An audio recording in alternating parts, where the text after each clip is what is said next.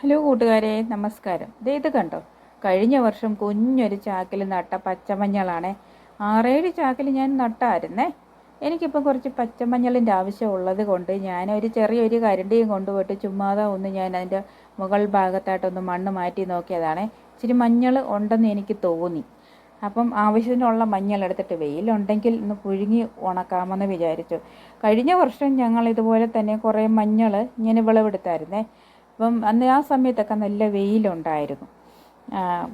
അതുകൊണ്ടല്ലോ ഞങ്ങൾ പുഴുങ്ങാതെ, അതായത് മില്ലിൽ ചെന്ന് ചേട്ടൻ ചോദിച്ചപ്പോഴത്തേനും അവർ പറഞ്ഞു പുഴുങ്ങൊന്നും വേണ്ട, കുറച്ചേ ഉള്ളൂ എന്ന് ചേട്ടൻ പറഞ്ഞു പുഴുങ്ങണ്ട, നല്ലതുപോലെ കഴുകി വെയിലത്തിട്ട് ഉണക്കി കൊണ്ടുവന്നാൽ മതി. ഞങ്ങൾ അതുപോലെ ഉണക്കി കൊണ്ടുപോയി പൊടിപ്പിച്ചായിരുന്നേ. പക്ഷേ പൊടിപ്പിച്ചപ്പോൾ ഉണ്ടല്ലോ, നമ്മൾ മഞ്ഞൾ പുഴുങ്ങി പൊടിക്കുന്നതിൻ്റെ അത്രയും കളറില്ലായിരുന്നു. ഉലുവ വറുത്ത് പൊടിച്ചതുപോലെയായിരുന്നു മഞ്ഞളിൻ്റെ കളർ. മീൻകറിക്കും സാമ്പാറിനും ഒക്കെ ഇട്ടിട്ട് ഒരു കളറുമില്ല, കറുത്തിരിക്കുമായിരുന്നു. അതുകൊണ്ടുണ്ടല്ലോ ഇപ്രാവശ്യം അതുപോലെ കൊണ്ടുപോയി ഞങ്ങൾ പൊടിച്ചില്ല. അപ്പം ഞാൻ ഇത് കൃഷി ചെയ്തത്, ഈ മഞ്ഞൾ നട്ടുപിടിപ്പിച്ചത് കണ്ടോ, പോട്ടിമിക്സിൻ്റെ ഒരു ചാക്ക് 5 കിലോയുടെ പോട്ടിമിക്സിൻ്റെ ഒരു ചാക്കാണ്. ആ ചാക്കിൽ നിന്നും കിട്ടിയ മഞ്ഞളാണ് ഇത് കേട്ടോ.